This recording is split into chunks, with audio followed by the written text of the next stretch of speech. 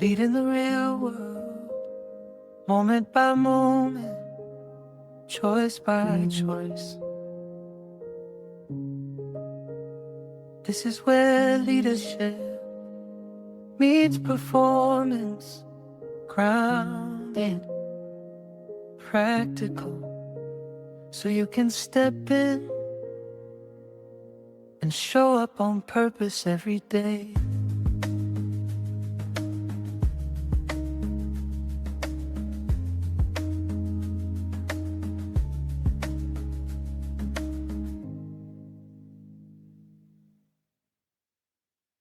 Hi, I'm Kent Vaughn. I'm Rick Timlick. And I'm Sam Bracken. And we're the co-founders of Clear Performance Coaching. We want to welcome you to this episode of our Clear Performance Coaching podcast. And as always, we're focused on helping leaders become excellent coaches who create extraordinary results. Everything we're doing is how do we help people get better, including ourselves. So we're so excited to welcome you to this episode. We're going to talk about the category of coaching we call how to coach. It's one of the 8 categories in our Clear Performance coaching cards. And this is such a great one because, frankly, most of us don't know how to coach. I've asked so many leaders, who taught you how to coach? And virtually everyone says, nobody. I just kind of had to learn it on my own. And frankly, I'm not very good at it. So let's jump into this how to coach. The first card is actually the mechanics of coaching. Sam, you've been doing this for 30 years. What's your thought about how do we kick this off about how to coach? The first thing I want to talk about the mechanics of coaching is everybody thinks they're a great coach and they're not.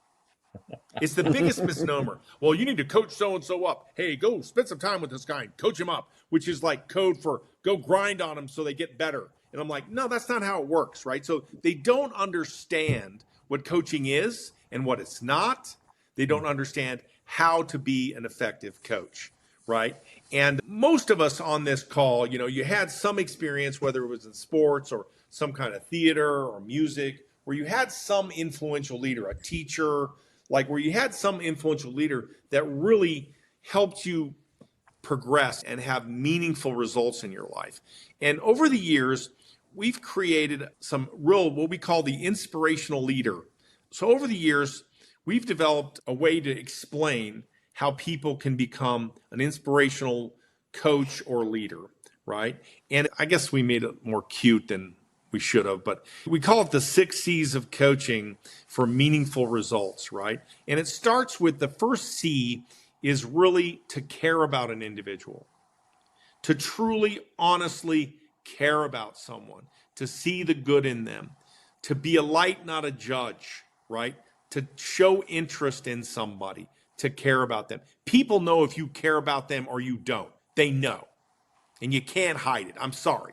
You may think you can hide it, but you can't. To honestly care about your people is really important. And also care about results and care about your team members. Like this idea of caring is really critical for yourself, for the people you coach, and for the organization you work in, right? That's the first thing. Now, when you do that, it naturally causes you to do the second thing, which is be curious, right? To show interest, to let people know they matter. And this isn't like, hey, how you doing? Because you're busy, and you're cordial and you say, hey, how you doing? No, it's not that. It's like, tell me something you're looking forward to today. Like, help me understand what you're dreading. Like, what's great in your life? What sucks in your life? Like, it's just being curious and then shutting your mouth and listening to understand, right? And part of curiosity is understanding the value that you get when you truly can demonstrate that you understand somebody and see from their perspective. Brene Brown would call this empathy, when you see from someone's perspective, right? You don't necessarily have to agree with them to understand their point of view, right? This is where understanding how people feel to get to how they're thinking really matters here, right? And as you do this, and as you show empathy and you share understanding, what's going to happen is you're going to be connected, which is the third C. It's going to lead to connection. And you can't lead or coach anybody without connection. Because if you're not connection, people are just going to flip you the bird. They're going to give you public, compliance and private defiance. They will not care. If you're going around telling people what to do, they're going to say, yeah, sure, boss. Yeah, huh? And then they're going to walk away going, hey, I'm going to do whatever the hell I want to do. Like they're not going to pay attention to you. But with that connection, right, you have to earn the right to be connected. But when you do that, then you have earned the right to challenge them to get better, right? And we all want to create a culture of challenge where we're continuously getting better in every facet of our work, in every facet of our development, in every department, in every team, every individual, that we're constantly being challenged to get better. Now, there's a very fine line between, putting so much pressure on people they crush. There's a very fine line between putting so much pressure on people they collapse, or so much heat on people they melt, right? This is not what we're suggesting. We're suggesting just a nice little challenge, right? Just turn up the temperature just a little bit. And as you do that with the fifth C. You do that with the fifth C, and that is commitment. You do that with commitment. Get them make a commitment, you make a commitment, and then you have the commitment cycle, right? I always hear about, well, how do you get people to care about their job, or how do you motivate them like the way I'm motivated? I'm like, you don't. You get them to make and keep commitments, and then you reward them and you recognize them when they keep their commitment. Because when they keep their commitment after they make it around a hard thing, their personal power is going to increase. And when they make a commitment and they don't keep it, their personal power diminishes, right? So this idea of making and keeping commitments is how we improve performance. It's how we create a culture of challenge, that everybody has a goal. Everybody knows how to accomplish the goal. They're all making commitments around the things they need to do daily to achieve the goal. And when they fail, they adjust and they learn and they move forward. But as you do this, as you make and keep commitments, you're going to have the time where you're going to make a mistake. You're going to screw it up. So that the sixth C is correction. To be a leader without correcting. And this is really important to understand. Where people fail, they fail in two areas. They fail in being curious enough to understand, and they fail in correcting bad behavior. Because what you allow, you accept. And if someone's doing something really, really poorly, right? Let's say they deliver results, but their character is terrible. They lie, steal, and cheat, right? And we tolerate that. Well, guess what? That's not bad. That's not good. That's going to destroy your culture. So correcting is one of the hardest things to do as a leader, but it's necessary. It's necessary to continue to improve. And to start from the beginning, as you care about someone and you're curious about them, right, that leads to connection. And as you have that connection, then you've earned the right to challenge them. And as you challenge them, you do that with helping making and keeping commitments.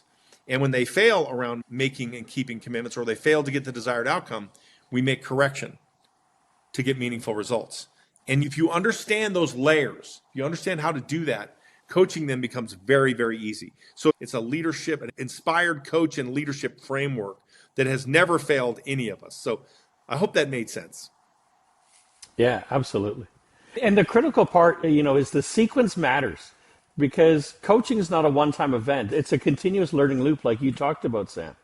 And so we follow that sequence knowing we're going to start again at the top of that loop and keep going around. Yeah, it is circular. It's super circular. I like to say it's a spiraling staircase going upward, ascending to better performance. Love that. Yeah. What I think about when I think about correction is much like the word accountability. It sounds like it's inherently negative. And the reason it sounds inherently negative is it so often is in our lives and has been in our lives, right? And so one of the things to consider is we're talking about correction here. We're talking about correction in a way that increases confidence, increases the belief, your belief in them that they can do this, not correcting and, yeah, you're a schmuck and you should just leave and get out of here, right? We're correcting in a way that builds confidence, builds esteem in the sense that, yeah, that didn't work, so now we're going to do this. Or we're going to reformulate something, not correct in a way where they lose motivation, they lose incentive, they lose the belief that they can do it, because often people get completely demotivated and think, yeah, give up on that. And then it's the old quiet quitting, right? Which has been around for a very long time. You quit, but you quit and you stay, right? That is not what we want to have happen at all. With correction is we're going to keep working together to help them get better and help them achieve the goal. I think it's important. I think it's important to understand what you're saying, Kent, is really critical here, and that is correction without leaving scars. You correct without leaving a scar. Yeah, like you can do this. Yeah. You can correct without leaving a scar, right? And the way you do this, if you want to talk about the mechanics of this, is you do this in private, never in public. Yeah, right. You praise in public and you correct in private, right? You do it one-on-one, and then you need to be open to correction yourself. So it's a two-way street as the coach. And this makes them open to receiving feedback and receiving correction. If you're open to receiving correction and open to feedback, I'm telling you, man, to be a good coach, you got to have the ego has to be checked at the door. Pride has to be checked at the door because it gets in the way of helping people get better. And I would just speak on the coachee's point of view, because here's what I really love if I geek out academically on the inspirational leader and the 6 C's we talked about. When we talk about self-determination theory, it really shows that people sustain effort. So sustained effort, they do it better when 3 needs are supported. They've got autonomy, they've got competence, and they've got relatedness to it. Now, let me put that in plain English. People become more coachable when they feel they have some choice, they believe they can improve, and they trust the person helping them. And you satisfy all 3 of those self-determination needs.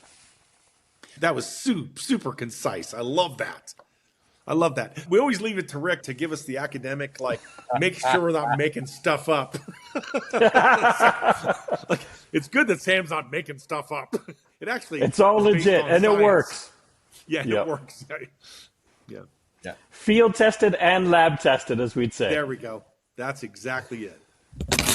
That makes me think of that on 2 of these cards, they're right by each other. Benjamin Franklin, tell me and I forget, teach me and I remember, involve me and I learn. And then Confucius, I hear and I forget, I see and I remember, I do and I understand. And the idea is getting people involved in the process and helping them do things, do better, not be stuck, get unstuck if they're stuck, but continue to believe that I can do better. Because if they check out, they're done. And it may take a long time for you to figure out that they're done. Yeah. Go ahead, Rick. I was just going to add in, and I've got 7 children, so we've had our own little lab, which has been great. And we have right in the card, Sam, you came up with this. People speak to their beliefs with their behavior. And so behavior's data, just like you're talking about, Kent. People reveal their beliefs, their habits, their blind spots, their emotional patterns. And all 7 of our children have grown up, and they would all say we have different parents than each other, right? They all interpret it, they all analyze it, they all see it differently. But those beliefs that they have informed their behaviors and the actions they keep doing. That's really true. And one of the best tools you have as a coach is the ability to observe behavior. So I cannot tell you how much I learn if I just observe, evaluate, and listen. So I often say to people, what I see is this. What I hear is this. Well, I don't know if that's working out for you. I see you fighting with your teammates, or I see you arguing with your peers a lot, and I don't see a lot of resolution to that. I'm observing. I use the power of observation as a coach to state for my perspective on what I'm seeing, and then I listen to try to get them to explain it, and I'm like, and then if the results are dismal, if their performance and the results are dismal, I say, well, how's that working out for you? By using the power of observation and just painfully stating the obvious in evaluating. Well, it seems like you're bitching a lot, you're complaining a lot, and it seems like your last performance review was terrible. How's that working out for you? Right? My observation is I understand why people are giving you this rap, right? And this is where we can say, well, what can you learn from this? And if you were to change, what would you change and how would you adjust? Right? And get them. This is where you use one of these skills on how to coach, which is you're pulling the answer out of them. This is a really important tool to use in your mechanics of coaching. And that is to not give them the answer. Do not give them the answer. You pull it out of them. Now, why do you do that? Why are you pulling the answer out of them? So they think it's theirs. I think I've said this in another podcast, Sam, but you're talking about this idea of bringing it out of them. I was coaching an individual recently, and they were, and I might even use this story in another podcast, but it's such a good story, that it was completely them, the problems are them, it's everyone else, it's not me, and I don't know why they keep saying it's me, it's everybody else. And I just let her listen and talk and ask a couple of questions. Okay, tell me more about that. And then she talked about that her peers wouldn't come to her with a problem. They'd go to their boss, who'd go to their boss, who'd go to her boss, who'd come down to her. And I just simply said, so why do you think they won't just come to you? Mm. And she thought for a minute and she said, I guess maybe they're kind of scared to. I said, well, why do you think they're scared to? Thinking, well, I guess because in the past I've kind of taken their head off and I've done this and that and the other. And you can see the light start to come on, realizing that, okay, maybe it really is me. But if I'd gone in saying, hey, the CEO told me it was you, the COO said it was you, the head of HR said it was you, it's you, she wasn't going to listen, right? Right. But give her a chance to just kind of. And I remember the first several minutes, she just go, everyone has done this and that and the other, and I thought, well, I'm just let her talk, let her talk, let her talk, and just a simple question. So why do you suppose they won't come to you? Since then, it's been a fundamentally different experience talking to her, coaching with her, because she's like, okay, all right. So it really is me. Yeah, as a matter of fact, it is you. Yeah, well, it's But funny. here- You had to earn the right. You had to earn the right to ask her what her part in that was. Like, what's your part in this? Yeah, I was just going to add, what you did though is you also noticed and pointed out just the pattern, and you allowed her to come up with the thinking behind that pattern. But I think unless you are able to isolate and demonstrate the pattern, the intervention is going to be misdirected, and you're going to get caught into, well, I think I feel, and you think you feel. But the pattern itself was just brilliantly brought out. I think that's what good coaching depends on. Yeah, you pulled her out of her crocodile brain without even knowing it, right? Yeah. Yeah, and one of my favorite things is in this notion of learn by doing, right? When people learn by doing and you observe them. I remember in sports, my son Ben was a really talented baseball player, and he was on a comp team in Georgia. We moved to Utah, and he's on a comp team here, and he's not doing really well. And then I find out that every single kid on this comp team has a pitching coach, has a hitting coach, and has all these, extra. Oh, wow. And we're like, okay, so we get him a hitting coach and a pitching coach. And what happens is he quickly learns by doing how to make the adjustments in his hitting stance and his swing and the way he approaches the ball. And we go to the Little League, playoffs back east, and we have, they have this big World Series and playoffs and stuff. We go there, and my son Ben, hits a grand slam and has a great memory around, knocking it out of the park. But he had to learn to adjust his stance, his swing, and his approach. And the evaluation of that, the observation of what he sucked at, was really hard to get over. But we got him the right help, the right coach, who helped him make the corrections. And then his performance escalated greatly. So as people learn by doing and they fail as they're doing, there becomes a moment you can teach them in the moment of the failure that allows you to have them open their mind to a different way, a different approach to teach them so that they can learn and have their own aha moment so they can course correct themselves in the future. This is my last geek out moment. This is called neuroplasticity, right? It's that repetition with feedback strengthens the brain's natural pathways. It's why, I'm surrounded by books. I know doesn't always translate to I'm going to do better behavior. I wish it did. Yeah. My family knows that well enough too. Knowing about a better behavior is not enough. We've got to rehearse it until it becomes more automatic. And a coach helps us see that. Yeah. What did Dr. Covey used to say? To know and not to do is not to know. Yes, exactly. Yeah. It's a great insight. Great insight. This card, the next last card in this category, I love. It's called reinforcement and accountability. And it has a pattern for you when you're coaching, working with someone. We want them to repeat success, make adjustments after failure. Sam's been talking about this. Continue to grow and learn. And then admitting this takes time. Ben didn't get better after one time meeting with the pitching coach or the hitting coach. It took him months. You got to focus on building new skills and strengths and keep your commitments. That's critical. And then the powerful questions. These are some of my favorite questions. I talk about these all the time. When you're talking to the person you're coaching, did you keep your commitments this week? If not, why? And what will you commit to this week? And then I'd add, how can I help you, right? But with the idea is weekly commitments around behaviors or actions makes all the difference in the world if we hold people accountable around those commitments. And what we find is you don't have to beat up on people. In fact, you shouldn't. You just say, hey, did you keep your commitments?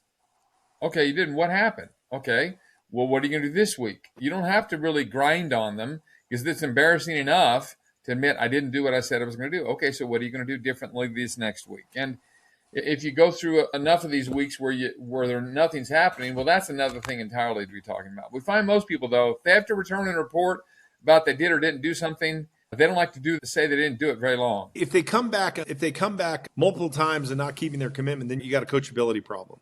You got a desire problem, right? Yeah. So it's really important to talk about one of the main jobs of a coach is to help people be accountable. And we always think of the term accountability as boss to subordinate accountable, like you have to be accountable to get the action, to get the result.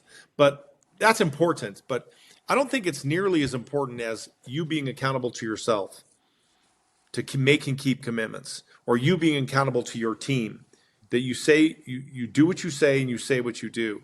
This kind of thing is really, really critical. And without accountability, without coaches holding their coachees or the people they coach accountable, they can't be effective coaches. Right? Correction cannot be done without accountability. And it's the hardest job you have as a coach is how to help them be accountable to themselves first and then to others. Yes. And if they How many can't be times accountable, I've said that? Go ahead, Rick. I was just going to say, how many times I've had conversations with leaders where they say, we have an accountability problem. And my answer back is, how do you help your people hold themselves accountable? And they instantly recognize they're policing instead of helping them hold themselves accountable. Oh, that is such a good, policing is the word. Are you policing? Policing is it. Or are you holding them accountable? Now, here's the trick. Here's a mechanics trick. The easiest way to do this is in the commitment pattern. You make a commitment, I make a commitment. So if you're a coach and you're expecting to hold someone accountable for what they said they would do, you better bet you hold yourself accountable to do what you said you would do. So you lead by example here. I said I would do this. I did this. Did you see what I did? Yes. Well, how did you do on your commitment? Now, why this is important psychologically for change and improvement is because people need quick wins. Psychologically, Yes. you need to have a quick win, because if you have a quick win, it keeps hope alive, because motivation, if it fails you, sheer motivation will let you down. You got to have quick wins to keep the dopamine going, right? So that you can continue the behavior.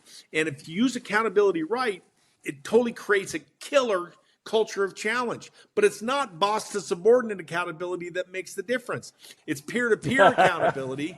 It's peer-to-peer accountability or personal accountability that makes all the difference in creating a culture of challenge. That's the secret that most people miss. Yeah, and you add motivation, which builds their perceived competence on it, which increases motivation, and it just keeps going. Right. That's why it's really hard to have someone, this a lot in weight loss journeys a lot, you got to get on a scale, but in those first 2 weeks, you got to lose. If you don't lose like 4 or 5 pounds, you won't keep going. You just won't. Yeah. So you got to just keep at it, have the quick wins to reinforce the accountability. And you got to have really a deep purpose or reason to accomplish the goal, right? This is the concept of engagement we talk about in our clear performance coaching, that if you have a reason to do the goal, a compelling motivation to do it, and you keep yourself accountable, and you have quick wins, and you have new behavior, all the stuff, then you'll get the change you seek. I think that's why, and we have right on the cards, is one of the things we have to do is recognize improvement. Even if it's only little improvements, recognize, celebrate the improvements. It may not have been everything they'd hoped or you had hoped, but they directly made some improvement, right? And that's so important because, frankly, I don't think most people get enough of that. I don't think most people get enough recognition for little things that they're doing well, right? I have a favorite Italian restaurant here in Knoxville that I was going to with my wife recently, and as we were coming out of COVID and these restaurants were coming back online and being able to serve people in person, not just, pick up food to take away, he put up a sign that's still there. And I took a picture of it, shared it with my kids. And I love the sign. He said, as you know, there's a labor shortage around the country right now. Be nice to the people that chose to show up today. And I love that idea. Hey, they showed up, don't be complaining about, well, not everyone's here. Well, there's some people that are here, and be nice to the ones that showed up here. I was just in the airport the other day flying, and I knew that the TSA employees were not getting paid because of a government thing going on. And I said, hey, thank you all for being here, especially because I know you're not getting paid right at the moment. And they're looking at me like, yeah, you're right. But okay, at least you recognize it, right? And I think thanking people for the things that they're doing is something that we should be in the habit of doing and recognizing what they're doing. So often we said, well, you did this and you only did this. Well, hey, you did this, right? Then let's recognize improvement and how do we keep getting better? Right. Recognizing their contribution is really critical. The data tells us that most, money, working for money doesn't even make the top 10 list. Once you have enough to survive, it's really what you work for is more like meaning and purpose and recognition and the understanding that you matter in that organization. That's far more powerful once you make a certain amount of money. Now, if you don't have enough to pay your rent or buy groceries, that's a different scenario. But this idea of recognition goes a long way. We like to say everybody wants to be a valued member of a winning team making a distinct contribution. It makes all the difference. Yeah. In fact, Gallup talks about it lots. It's one of their G12 questions, and it's highly correlated to engagement and retention, is the degree to which I'm recognized for my contribution. Yeah. So as we close this podcast out with some final thoughts here, it's important to understand that anyone can be a coach because anyone can do the mechanics of coaching. You don't have to have status or position to coach someone, right? You can coach your children, right? You can coach your friends. You can coach anybody, but you may think you know how to coach, but you may not know how to coach, right? So we've broken it down into these cards, into simple mechanics that almost anyone can do to be an effective coach so that they can produce extraordinary results. Absolutely.